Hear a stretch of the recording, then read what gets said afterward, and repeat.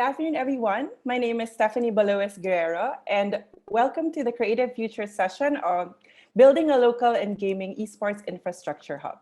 So before we start with the panel, because I know you guys are so excited to get there, I'm just going to give you a brief overview of what esports is. So let me start telling you about what people think esports is versus what esports really is. Now, some people, especially those with a more traditional profession, often have a negative perspective on gaming. They claim it advocates a sedentary lifestyle, leading to physical inactivity or even obesity. And then they say, that this is a social isolator, that those with less developed social skills would use esports or gaming as a fallback to avoid social interaction. Then video games were once banned in the Philippines for 5 years after parents viewed them as a destructive social enemy. This happened in 1981 when President Marcos banned video games and arcade machines, saying that it was harmful to Filipino youth. So this made the Philippines the first country in the world to ever ban video games. And in 2014, ESPN President John Skipper describes esports as not a sport.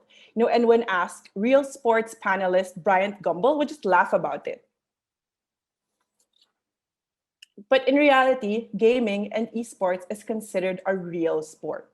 The definition of a sport is competitive physical activity. And like chess, esports is a physical activity because mental exertion manifests itself physically.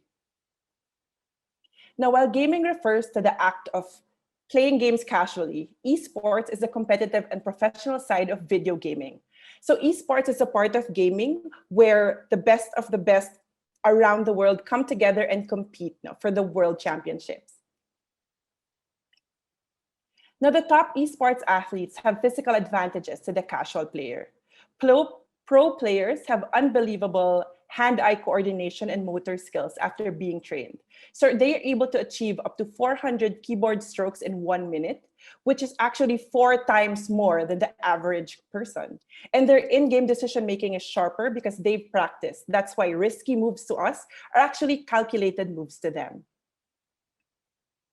Now, pro esports players train just as hard as traditional athletes. So they attend boot camps, not just to practice their games, but as you can see in the photo, they have athletic coaches, they have fitness coaches, gyms, dietitians, and nutritionists, all there to make sure that all the players are healthy and in peak condition to compete. Now, science shows that esports professionals are real athletes. Now, according to Professor Ingo Frobuse, who is a German sports doctor, the amount of cortisol produced by the body with professional video gaming is equivalent to that of a race car driver. And esports athletes' heart rates can go up to 180 beats per minute, which is similar to that of marathon runners after a race. Now, esports is one of the fastest growing sports in the world today. So gaming now accounts for the biggest share of market revenues in the digital media market, and brands have been investing in esports. And despite the pandemic limiting live events, the leagues were still run and were viewed via live stream, and interest in esports has just grown since then. Now, the global audience is gaining hundreds of millions of viewers yearly in esports. So it's estimated that by 2022, the global audience would grow to around 645 million people, with more than half of them as esports enthusiasts. Now, 2017 was epic for the esports players. So last July 2017, the Games and Amusement Board started recognizing esports pros as athletes. So not only were gamers allowed to secure athletic licenses, they were also allowed to get P1 visas, which enabled them to represent the Philippines as national athletes in international tournaments. Now, esports is considered a very high-paying profession. So if you look at it, if you can see it, Bren Esports, who won the Mobile Legends M2 tournament last January, took home $140,000 US. So that's roughly 6.8 million pesos. So if you look at it, look at the number of players, and just assume that the money goes to the players, that's around 1.4 million pesos per player. Now, esports doesn't isolate people. It actually brings them together through unpredictable times. There are thousands of gaming communities around the world. Each game has its own forum, Teams and players have their own fan clubs, and even streamers have their own viewer base. And people from around the world really come together to cheer for their teams, to cheer for their countries, especially during World Championships. So now that you know a little bit more about what esports really is, it's my pleasure to welcome you to the Building a Local Gaming and Esports Infrastructure Hub panel.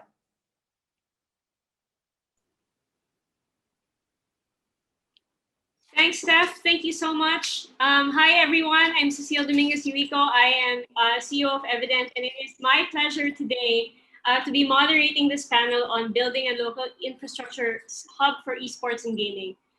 In today's panel, we'll learn more about the esports and gaming ecosystem, its creative driving forces, and what's ahead for the sector.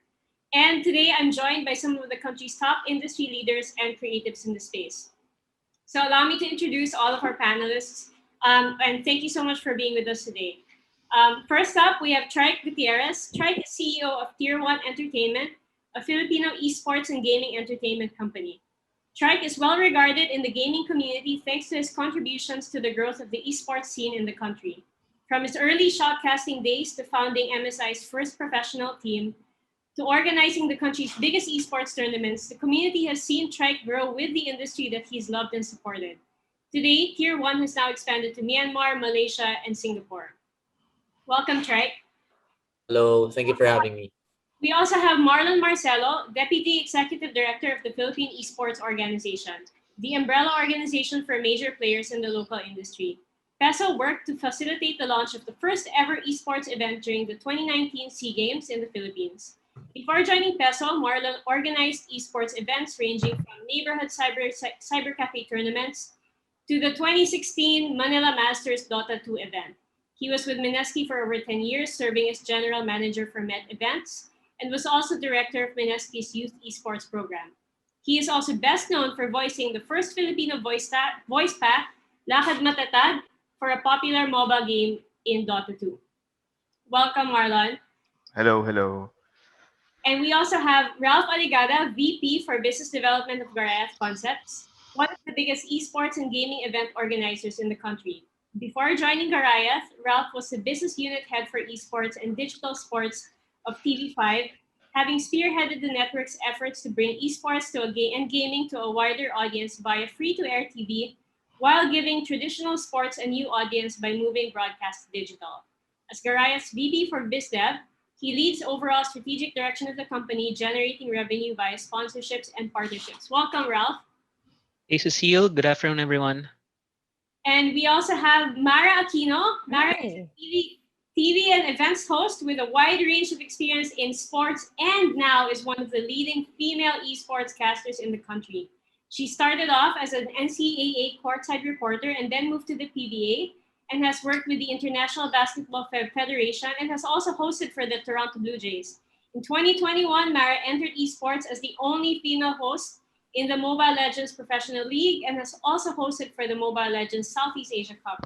In 2021, Mara will also be the first Filipina to host the Olympics for 3x3 basketball. So welcome, Mara. Hi, thanks for having me. And finally, on the panel, we have Alvin Huban, a business developer and producer with a decade-long experience in representing the Philippines in game development and digital creative arts. He served as president of GDAP for 10 years and serves as chairman of the 37-member association composed of game companies, game support service providers, and academic institutions.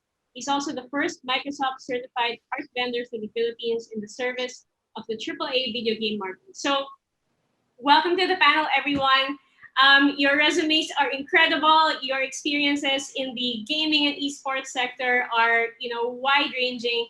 And the reason that we put this panel together was because we wanted, for Create Philippines and for Creative Future, we wanted to be able to show, how dynamic the esports and gaming sector is.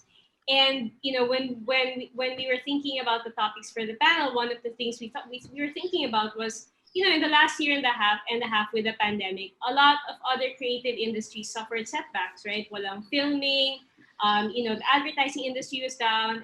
A lot of creatives couldn't do things. However, in our sector, right, in esports and in gaming, in the Philippines, like we really saw it, take off and grow exponentially.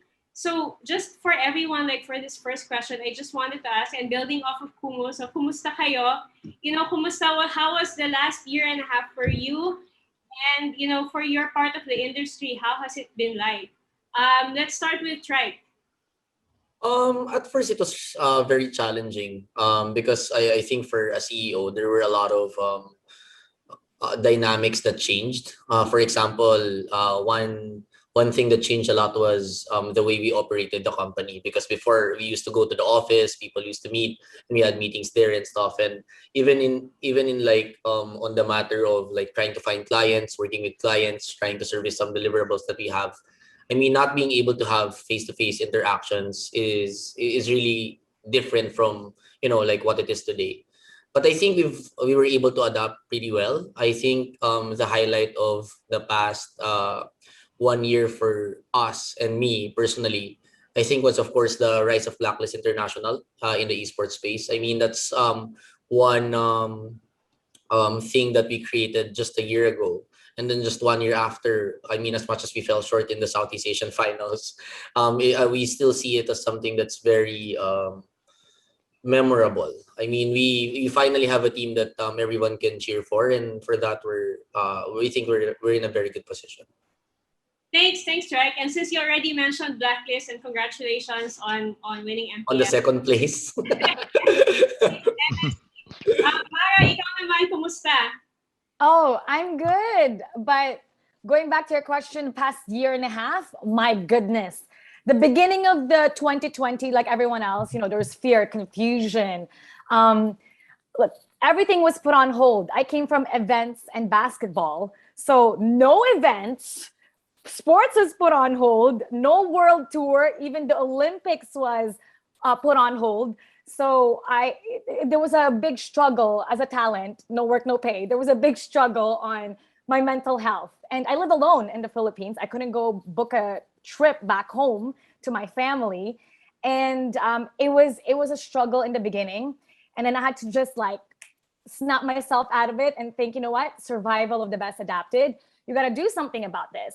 So I ended up turning on my Facebook Live for the first time ever. And I ended up doing, just like with Kumu, so it was really interesting what I was listening to earlier. I started doing my own game show where I was literally giving 10 pesos away to people. And then I thought, oh, wow, people actually like this.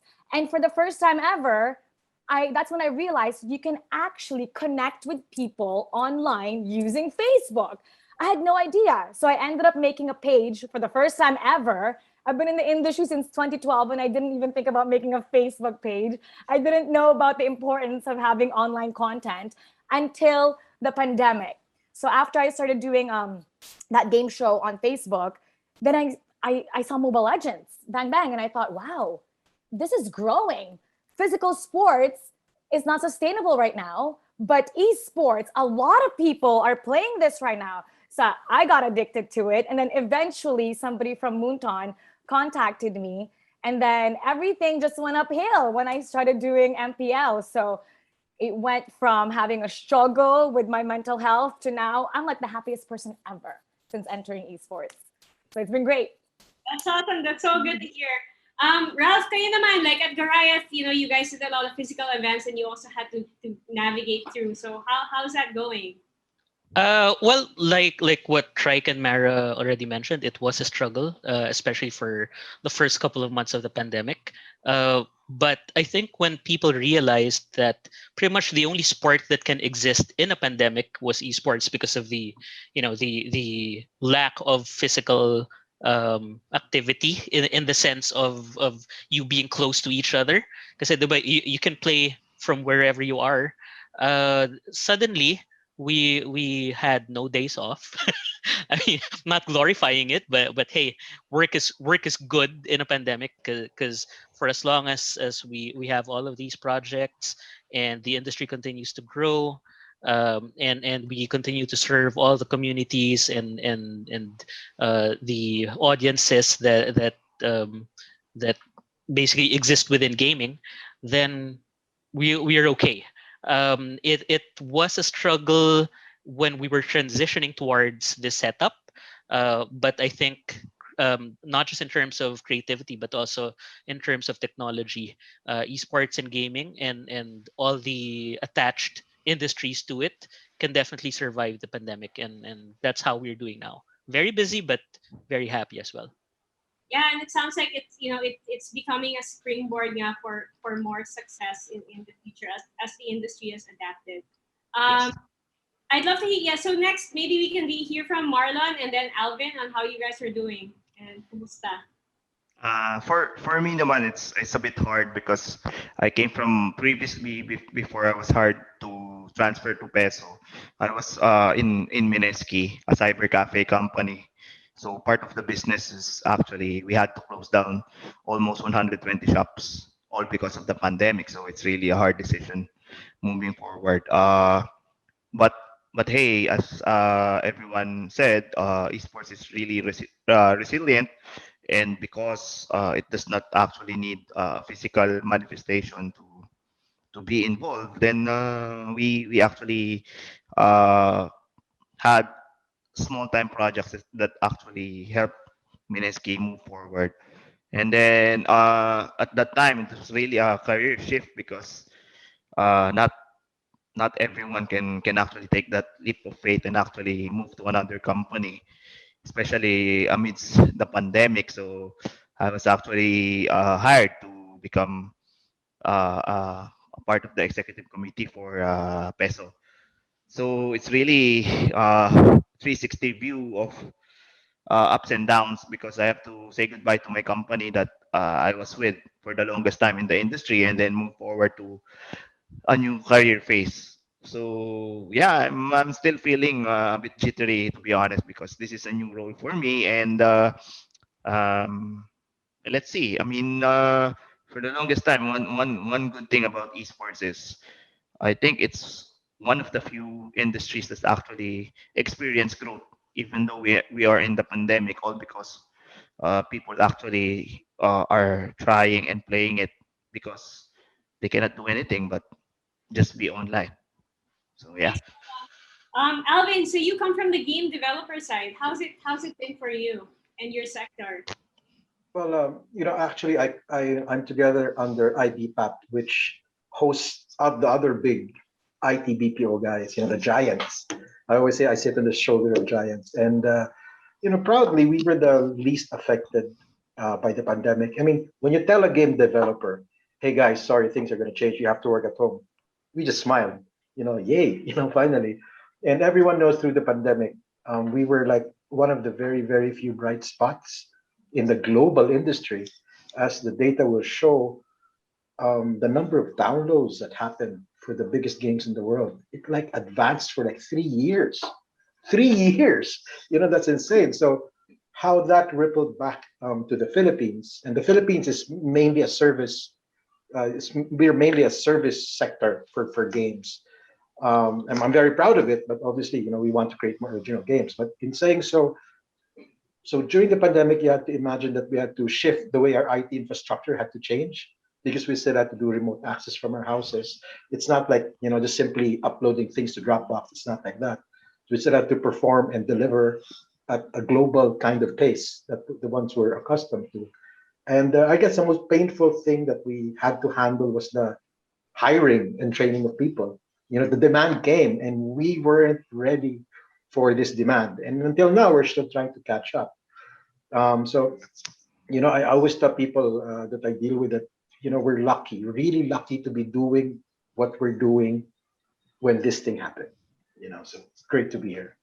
That's great, and I'm so great to hear that, Alvin. Because I think the next question I'm going to ask, this conference is really about, and this panel is about trying to explore and understand how we can further strengthen this entire ecosystem and all of the creative talent that goes into esports and gaming, right? On one side we have a company like Tier One with Trike. You have 400 talents. You have a successful esports team. That's like one part of the creative talent where it's like influencers and gamers and streamers, etc. And then we have naman on the other side, Alvin, representing game developers and designers and creators of games. And they're two very different parts of the ecosystem, but they all come together when people connect and they play the games and they experience they experience the game. So my question for Alvin and Trek actually is, now that we think about, it's as you've said, the last year has been challenging, but there's been so much growth in the space. How has creativity been a driving force in your parts of the ecosystem, and how can it be further supported so that we can sustain this growth? I think we can start with Alvin, and then we'll go to Trek. Our business game development is pure creativity. I mean, that's what we do. We put in together not only the visual aspect of games, but the engineering as well to create a product and deliver it to the world. So in that sense, that didn't change because that's what we do day in and day out. We are creatives in its barest sense.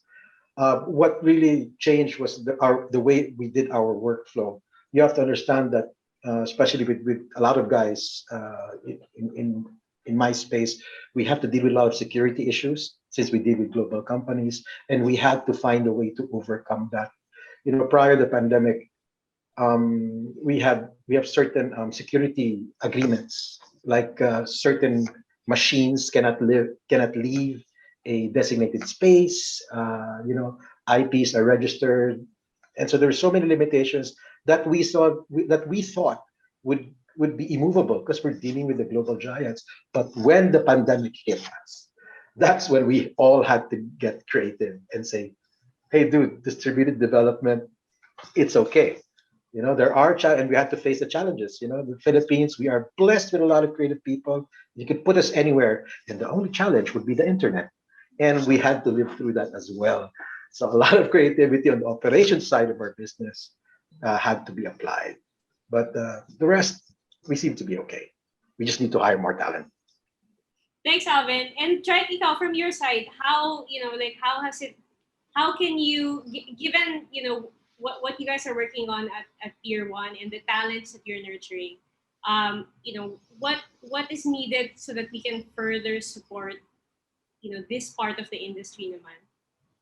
I think one of the most underrated thing that we're looking at is really human capital behind the talents. I mean, being able to find the supply of people who can create uh, multiple things to support the talent is something that no one is really talking about, right? I mean, as a talent management, we have so many multimedia people. We have people on the back end in terms of like project management and a lot of other things. But I guess on top of all that, what really is important, in my opinion, is to elevate the aesthetic of esports and gaming. This is something that nobody's talking about yet, but we've patterned their company to K-pop companies like like SM Entertainment and YG Entertainment and Hybe Entertainment. And something that K-pop is doing that like not a lot of industries have really recognized is that if you were to change that the aesthetic of the personalities on a really different level in terms of fashion, looks, how you create like uh, post uh, post image materials, like videos and everything. I think that really comes into play when it comes to marketing and it comes to like people, like trying to get and understand what we're doing. Because for some, they don't understand games. For some, they don't understand what we're talking about. But creatives and creativity resonates to more people. It's art, right? So for us, I think the most important thing is to have a consistent supply of people who will be working on the back end in order for us to create more top tier content, because that's what we're about. So I guess that's for me. Thanks. So it's really for you. It's looking for even more creative talent to work in the esports space to be able to create these full-on entertainment experiences. That's beyond, let's say, the athlete. Yep. I want to go to Ralph naman now. Kasi, we talked about the talents, right, and the stars, right, our streamers, our gamers, our athletes, our influencers. And then you guys at Goliath, you do a lot of events, right? Before the pandemic, you would create these tournaments, fan experiences, etc. Can you, for the people in the audience, especially those who are not so familiar, can you tell us more about, like what the esports and gaming fan community is like? What are they interested in? What are they like? We know they're very engaged, but I'd love it if you could tell us more. Sure. Well, there are many ways to answer that question, particularly when we define the difference between a gamer and an esports enthusiast.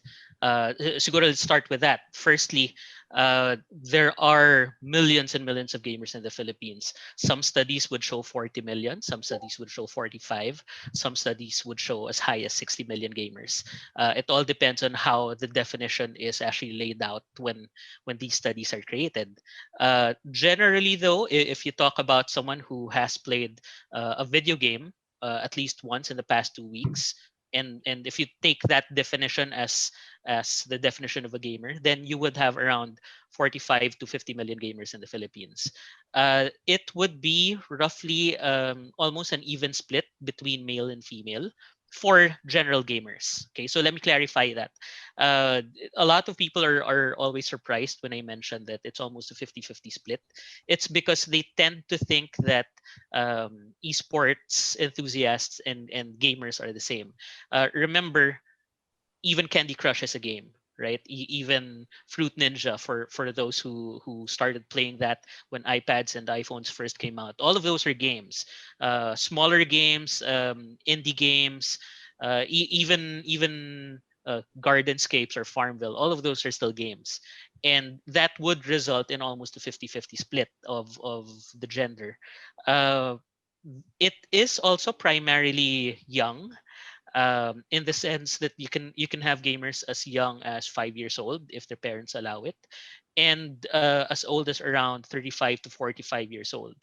Uh, some can be around 55, or even senior citizens can also still play games, but for the most part the demographic would remain anywhere from 8 years old to around 45 years old, primarily in urban areas as well, because the thing about video games is that it is still inherently technology based, and it is expensive to have a gadget, and because of how the Philippine economic situation is, right? There was sabihin nating a slight uptick in terms of how many people suddenly have gadgets to play games. Kasi when school got canceled, right, and they said, okay, you can't do face to face, you have to do online schooling at home. Suddenly, everybody had a gadget. Everybody had a smartphone. Everybody had even a basic laptop, and all of those are at one point capable of playing a certain game naman. So these demographics change when you talk about overall gaming.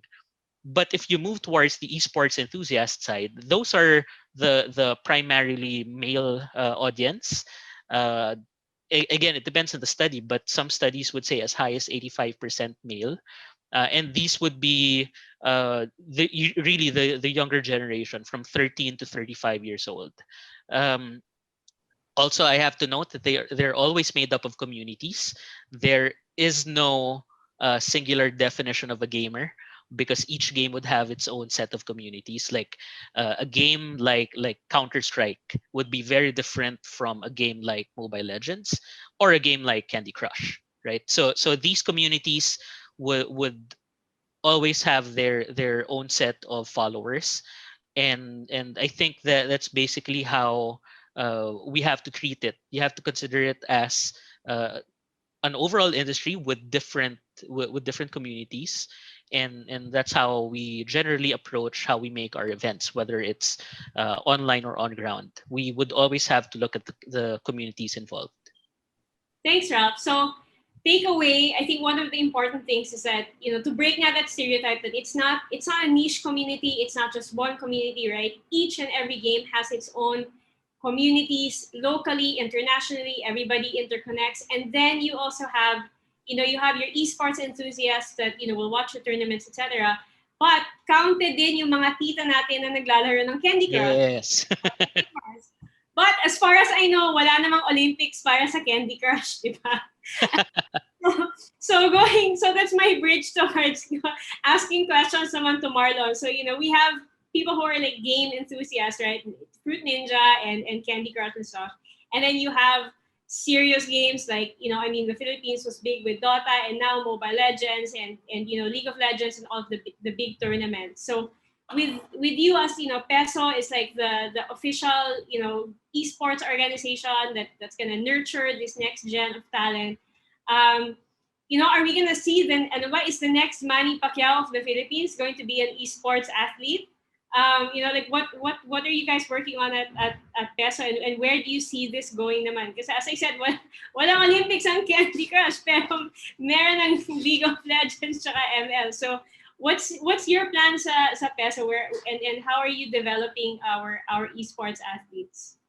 So definitely mas maganda yung future natin for esports because one of the things that we sa Peso we're actually planning for is a creation of number one a national grassrooting program so that everyone that wants to try to join into the space has something to look forward to. And one of the things that we've seen in the industry, uh, esports actually has no discrimination and no physical attributes that will actually help anyone. So technically, for the Filipino gamer, it is a bit on par to, let's just say, on an American gamer. If you compare it sa basketball kasi, definitely, mga Amerikano, matatangkad, they have this inherent physical advantage laban sa mga Pilipino.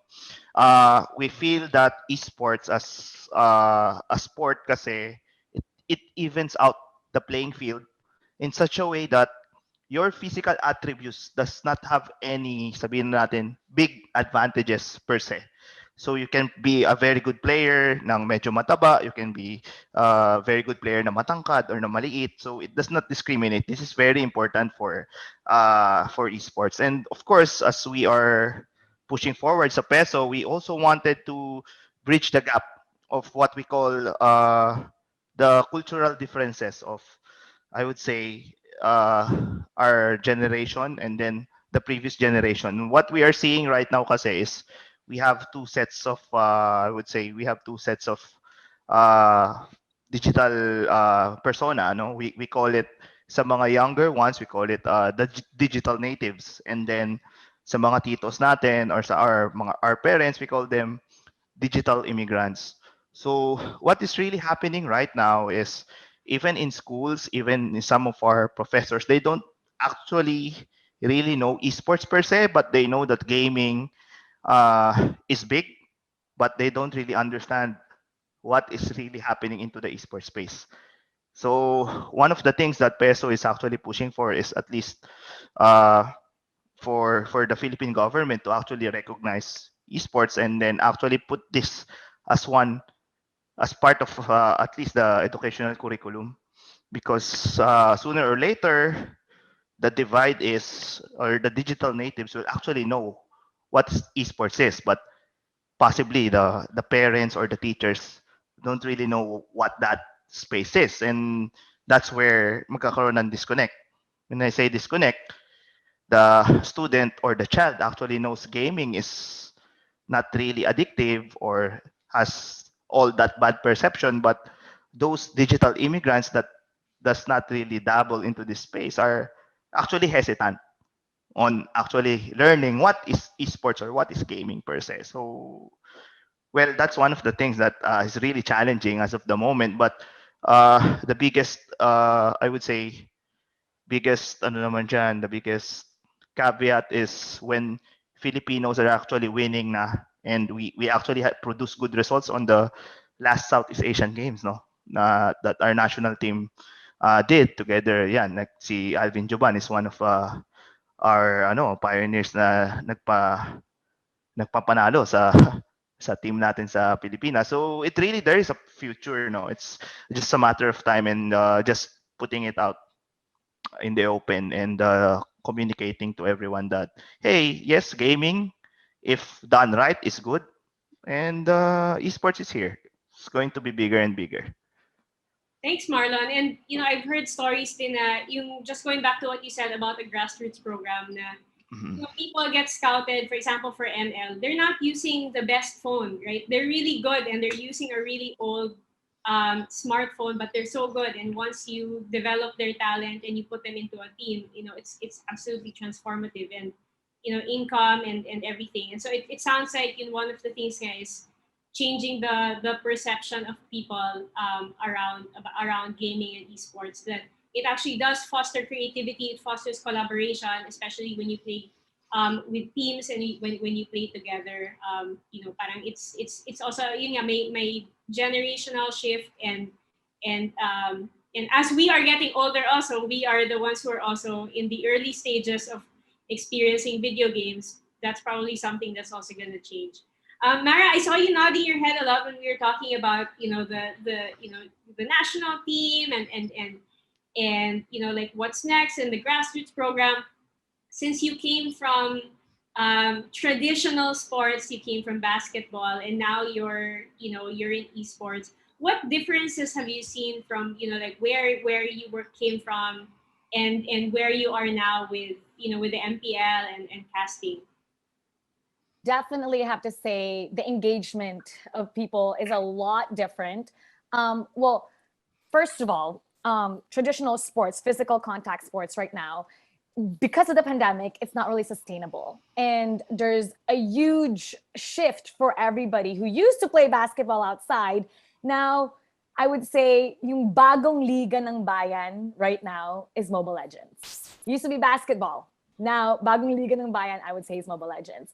And in terms of the fan engagement, huge fan engagement. I mean, before, when you would watch basketball, you would normally watch it from the television. And if you have a comment, if you have something to say, you would just say it out louder to the person beside you. Or yeah, if you're really passionate or emotional about something, you pick up your second screen, your phone, and then you type it out. But by that time, that play is probably done by now. But with esports, you're watching it on your phone. So everything that you want to say, everything that you have in your mind, some people, they become keyboard warriors, right? You're able to type it out right away. So now with Mobile Legends, with esports, the opinion is out there. You're more connected with the audience. And as a host or as part of the content creation, now you know what the consumer wants right away, versus before you would have to do studies with it. Now they're actually telling you, this is what we want, this is what we need, this is what we don't. So huge shift in that sense. And now I would say I know the opinion a lot more from the public with esports compared to traditional sports. So that's what I would say is the biggest difference. Thanks, Mara. And I have a follow-up question for you. Kasi, so you're not, you're a sportscaster, you're an esports caster, but you're also a creative, you're also an influencer, parang you also have your own like 360 experience. And in this space, right, there are also like thousands of live streamers, and as Strike said, these guys also need all of this other creative support. That they cannot be one-man show forever if they want to continue to succeed. So, can you tell us more about what it takes to become a successful content creator in this space? I didn't even think about that until the pandemic. That's when I actually paid more attention to it. Because before, I would have on TV, you would have your producer, director, everything. Now, as your own content creator, now you have to start thinking about, oh my goodness, how am I going to edit this? Who's going to be a videographer? Like, what kind of content am I going to put out there? Now, you really have to be more creative. And that's when I realized 70% of it is really content creation and 30% is application.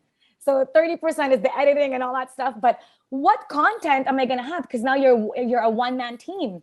So I realized, because I just started during 2020 in the pandemic, sometimes when you think about things too much, it stops you from getting started and putting yourself out there. So really just start. Because if you're your most authentic you and people like you and you're organic and you're natural, people will know if you're really who you are. The more organic you are and the more relatable you are, people will watch it. Even simple things as, for example, right? I mean, this is not beyond esports, ASMR. Who would have thought people are really into ASMR, right?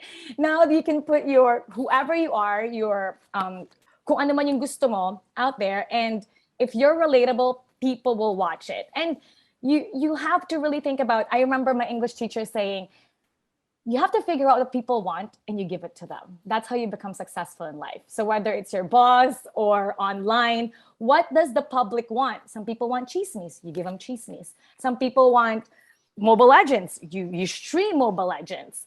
So take a look at what you like as a consumer, then put it out there. That would be my number one suggestion, other than finding your editor and finding your videographer.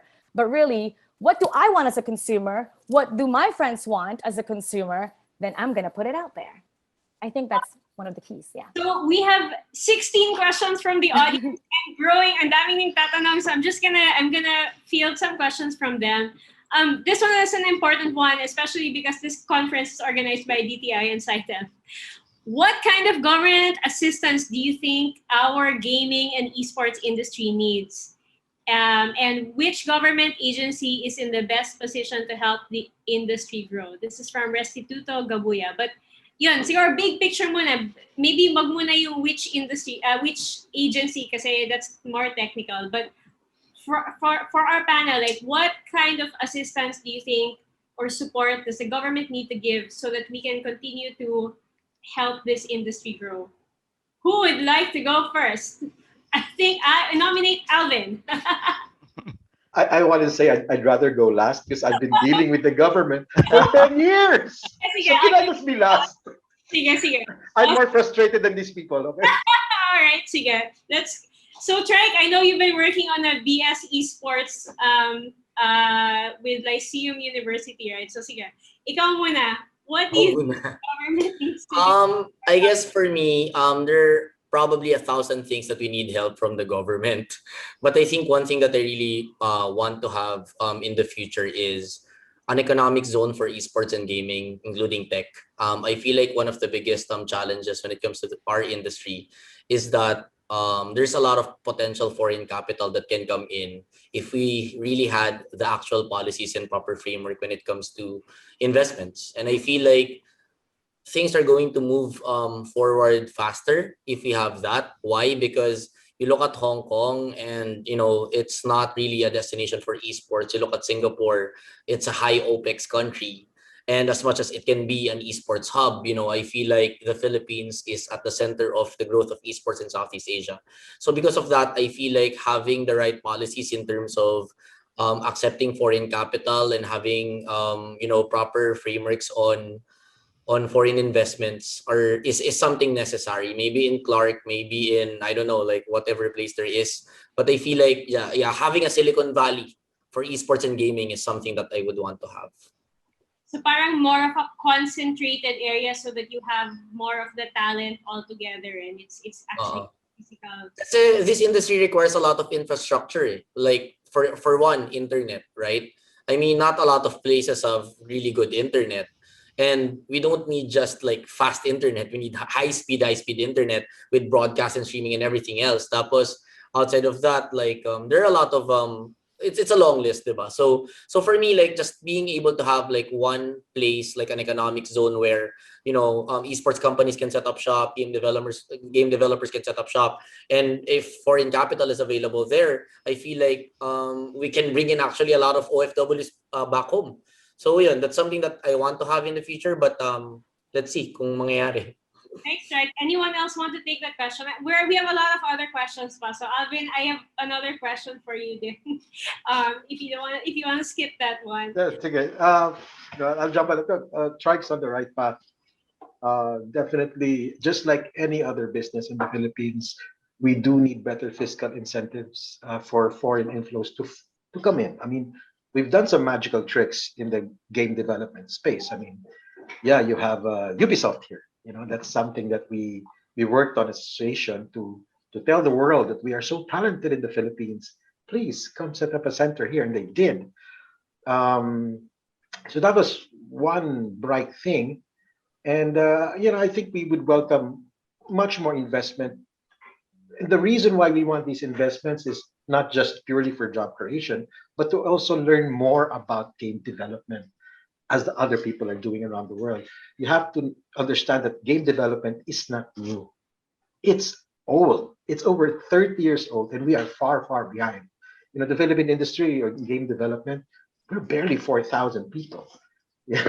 So we're far behind. So we need those investments to come in, because when those investments come in, then those seasoned talents from other parts of the world will decide to come in. And definitely, just like any other business in the Philippines, I hope to just make it friendlier and easier to actually run a business in the Philippines. We're talking about the tax system, and everyone here will nod. Yes, I mean, no matter what you're running in the Philippines, if you already have more than 30 staff, that means you'll have to hire an accounting firm to audit your finance year in, year out. It's so complicated. And it usually bogs down a lot of the inroads that we get to when we're, inviting people to invest in the Philippines. Everything's so flashy, we're so good, we're so talented. But when it comes down to the brass tacks and you talk about actually operating any kind of business in the Philippines, we tend to be silent because it's a nightmare. It's a nightmare, really. So if they can't do that, for the traditional businesses, because I understand, I've been on this planet for way too long, uh, to wish that the government will wave a magic wand and fix all that. But if you can't fix all that, then why don't you do something about the new businesses that we're into right now? The people are really pushing online. The people are really pushing, creative, digital. Maybe that's where we should be heading. That's where we start changing the business operations, because remember, this pandemic has taught us a new way to do our business. And you know what? It can actually work. Awesome. Thanks, Alvin. Ralph, you had some thoughts as well? Yes. I just have a very quick answer to that because Trike and Alvin approached it from an investor and infrastructure point of view. I'm going to approach it from a regulatory point of view.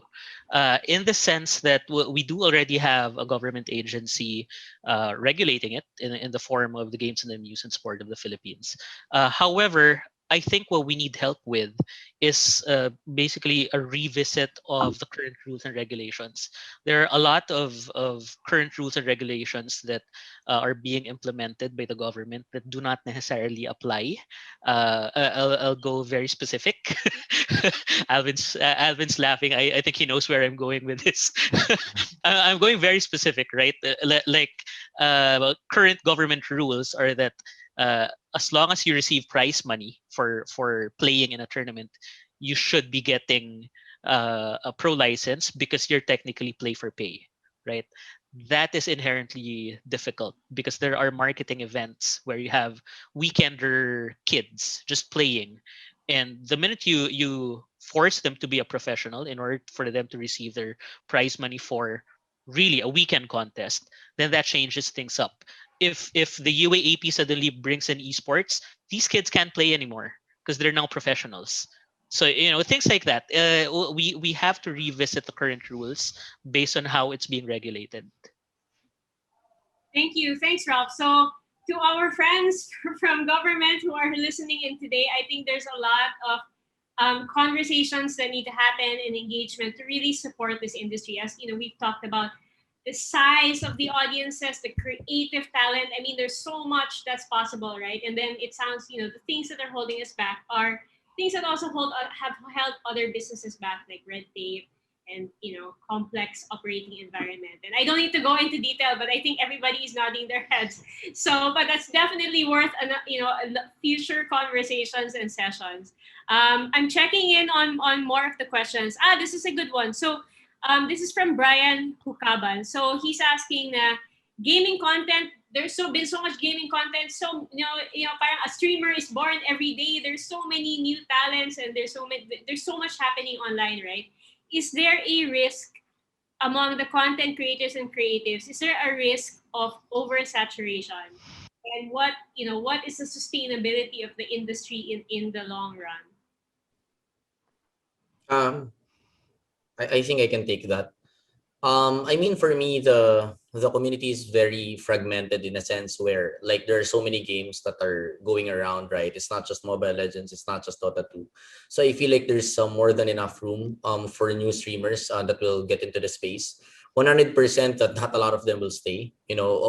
Only the strong will survive for sure because streaming isn't an easy task. Like Some stream more than 80 hours per month, some 100 hours per month. So it's still a game of survival and of the fittest. So I feel like, all of these interests of people wanting to get into streaming is of course welcomed and appreciated. But at the end of the day, the people who will truly want it, probably not a lot of them will stay. Like I can say that for sure, because with tier one, we get that same trend. So for me, like the more streamers we get, the more attention we get in general, and I think that's good. In terms of the saturation of the market, I don't see it yet, because with more streamers, there will be more audiences too. Thanks, Strike. One more question for Alvin, and then I'll ask everybody to have parang their closing wrap up. So, Alvin, somebody asked, and let me know if you think this is the right question even. When will the Philippines support local game developers? We have so many talented artists and coders, but we only have a handful of well-known Filipino-made games. Is that the right question? I mean, would love to. Wow. Should I get angry? Yeah, that's what I framed it. I was like, well, no, this person must be really young. I mean, at the association, we've been up since 2007. And earlier I said that most of the game development work that we do in the Philippines is really for service.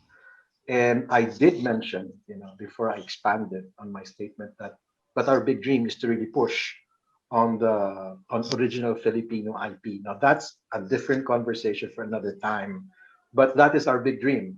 I mean, again, I am proud of what we've been doing. I mean, I used to work with PlayStation. Now I work with Xbox. Who wouldn't be proud, But as a Filipino game developer, the big dream, my graduation in this is to really have a world-class IP, a game that was fully born and developed in the Philippines. That takes a lot of time. It's not that easy. Being president for 10 years and now chairman, I take some offense in that because we've been finding these people and nurturing them as best we can. That's why we made an association. That's why we have been. That's why we created a game development course 10 years ago. We're one of the few countries in Southeast Asia that actually has a course for game development and animation, and that's where our ecosystem lies on. You have the academic, you have the association, and you have the industry. And this is how we help nurture original talent and hopefully push them, to create real, and most of these people who have created Filipino games are part of our membership already. It took them time to become a registered company. Most of the Filipino games are just built in the house, and over time we started, gathering more projects, more revenue, until the time they could register as a business, and therefore cursed with our tax system.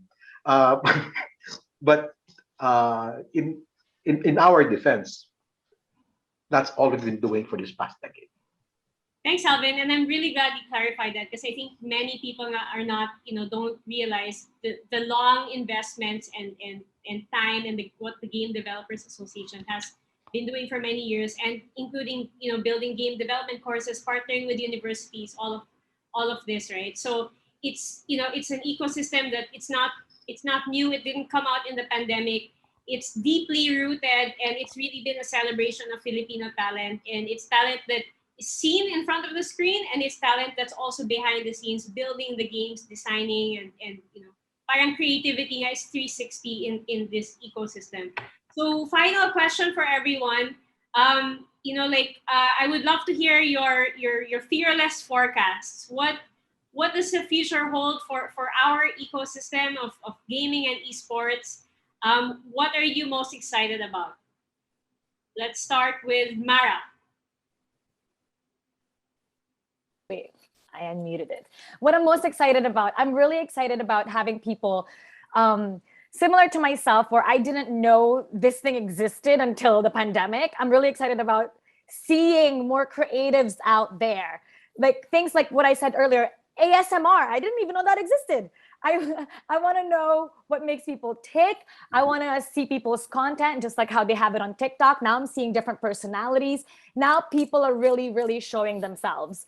And in terms of creating job opportunities, I'm really excited for that as well. Just like what Trike was saying, that before we have a lot of Filipinos going abroad to find jobs.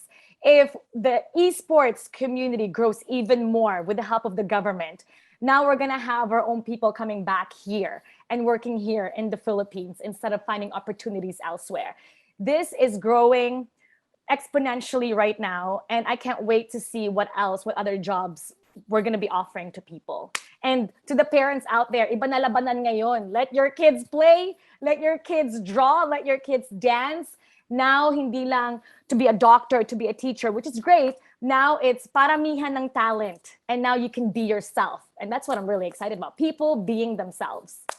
Thanks, Mara. Marlon, what are you excited about? I'm excited about the post-pandemic when everything's going to be back. There's going to be on-site events again. The Philippines has been known to be a very great host country in terms of having esports events, as we've seen on the past few years. No, we've had events in MOA Arena and the Philippine Arena, wherein Filipinos were actually very passionate, and it was really filled to the seating capacity. And I'm really also excited on, I guess, our world-class athletes that we are still nurturing, and sooner or later magkakaroon tayo ng world champion. My fearless forecast would be 3 to 5 years from now, we will have something, a very good team that will actually lift up a trophy from a world championship. So, yun.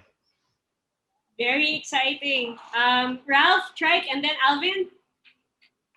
Very similar to what Marlon said. I'm really looking forward to on-ground events being allowed again. Hopefully, we get that herd immunity in the next couple of months. Go vaccines. Go get yourself vaccinated, everyone. And because esports and gaming is still inherently technology based, what we see now can very well be very different in the next 3 years. I'm excited for how the creatives in the industry and outside of it would actually change things up when we're allowed to go back to at least our view of what normal is. There, go ahead. Thanks, Ralph. Trike. For me, what I'm really looking forward to is for esports and gaming to become the next soft power for the Philippines. I truly believe that because Marlon is really on point when he said na, this is a space where it's an even ground, and I think Filipinos have proved time and time again in Dota 2, in ML, and a lot of other games that were more than capable of really achieving great things in this space. And minus that, like in terms of the back end, we have incredible shoutcasters. Our diction's really good, tonality and everything else. And considering Southeast Asia, I feel like we should be the hub for esports and gaming. That's the second point. And I think on the third point, in terms of the supply of multimedia talents, like from all of these schools that are here in the Philippines, we can create like a lot of great things in terms of creativity and everything around it. So to me, like what K-pop brought to Korea and what K-drama brought to Korea in terms of being the machinery on how to export their local products, I want that to happen for esports and gaming. I mean, there's a reason why people eat Sangyup a lot right now. It's because of those K-dramas and K-pop artists, right? So if this is a way for people to eat palabok or lechon down the road, why not? Thanks, Trike. And Alvin, your final closing words. What are you excited about? I'm excited for the time that Marlon gets to talk to Gab and then they revisit the rules of Gab. That will change things. So Marlon, you have an assignment from me. Talk to them, please. But more importantly, take a look at this cast, the show, the people, the faces, the voices, how we've just done this little segment. You could take this package, put it in a plate, and show it to anywhere in the English-speaking world, and we would still shine through. Whether it's in game development or esports, that's something that we Filipinos, we are the strange Asians. We are definitely the strange Asians. That is something that I think this pandemic will push our agenda forward. That we can be global representatives in this space, in this geography. I'm just looking at least Southeast Asia. And why Southeast Asia? Why am I banging Southeast Asia? Because this is where all the greatest growth is going to happen in the next decade in gaming, in esports, and technology. So again, let's not forget of what we already have. Let's actually revisit it and polish it, and we will achieve much better success in the near future. Wala pang 5 years yet. Wonderfully put, Alvin. Thank you so much for wrapping it up. And I think what you said, yung parang the Philippines being the center of all of this growth in Southeast Asia, creative talent. We're the weird Asians, meaning we can adjust and adapt and connect with everyone. Is totally true, and it makes me really excited. I'm parang a new entrant into the space too, and I'm super excited about all of these things. So we're gonna play a video now, and then wrap up the segment. I think we're out of time, so I want to take this chance to thank everyone on the panel. This was such a great panel. Thank you so much for all of your insights. Creative Futures is for all creatives in the Philippines, and this was the first time that they featured esports, and so we're super grateful for Saitem and DTI for doing this, and Kong Toph and the organizers. Your insights have been really, really wonderful, and I hope that we have friends in government listening, and are gonna help engage and really take the sector forward. So to end our segment, what we've actually prepared is we wanted to show parang a slice of life and give a first-person account of what it's like to be an esports and gaming creative. So we'd like to share with you a video that was put together by Rob Luna. He's one of the country's top casters, and he gives us a slice of his life. What's it like being a caster and a creative in the esports space? So let's go. Thanks, guys. Thank you. Hey everyone, ako nga Thank you. pala si Rob Luna, isa akong esports talent, gaming personality, and also a content creator. Mas kilala na din ako bilang isang shoutcaster or commentator sa Mobile Legends Professional League, and online personality din ako or influencer under the Tier 1 program, which is yung kanilang Amplify for their streaming, and also a partner for Facebook gaming. At meron din akong YouTube channel where I post yung aking mga video content.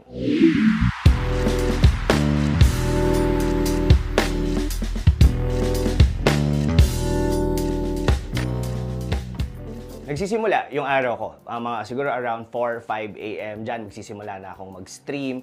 And from there, siguro mga around 9, dyan ako matatapos. Then siguro pahinga ng konti. Then after that, siguro I will be coordinating with my team, yung mga kasama ko mismo sa bahay, yung mga editors namin, together with my girlfriend din as well. Kung may mga kailangan kaming gawing video or mayroon kaming vlog na gagawin that time. And syempre, if ever may deliverables din kami sa aming mga partners, which is like Logitech or sa Realme. And all throughout the day, ganito matatapos yung araw namin. Or after that, we probably spend time with family. And pagdating sa gabi, pag siguro yung paantok moment na or hindi pa kami ganun inaantok, we'll probably gonna stream more. Most of the time naman, nandito lang din ako sa bahay. Pero syempre, pag ongoing yung ating MPL, the Professional League ng Mobile Legends, ay kailangan ko rin mag-adjust ng schedule ko on my streaming para mas makapagtrabaho ko mismo doon sa may studio. I've been in esports, siguro mga 4 na taon na rin. Pero naging fan talaga ako sa esports and sumubaybay ako during the time na nag-acquire kami ng TNC franchise nung nagkaroon kami ng computer shop. Pero right after that, kinailangan ko rin na magtrabaho talaga. And that's the time na naging isa akong supervisor sa isang casino, which is sa Okada, Manila. Pero 2018 talaga nagsimula yung esports journey ko. During the time na natanggap ako, of course, ng Tier 1 Entertainment on their Amplify program para sa Facebook Gaming as their partner. Then, dun ko na rin na-realize and dun ko na rin na-discover na kaya ko pala mag-commentate sa Mobile Legends.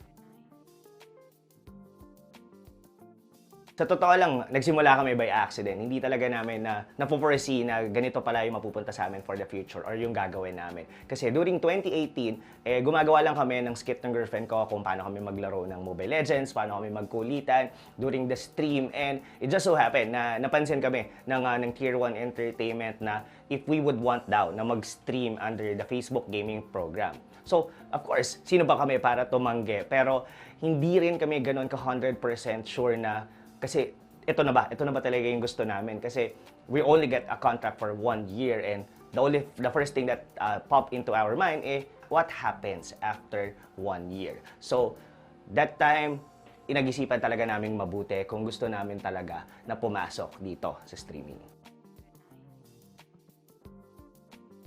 As of the moment, fully committed na talaga ako bilang isang esports talent. Not only the financial opportunities, kasi dito sa esports, financial opportunities really comes from you. If you really work hard onto something, there would definitely be a something na para sa'yo.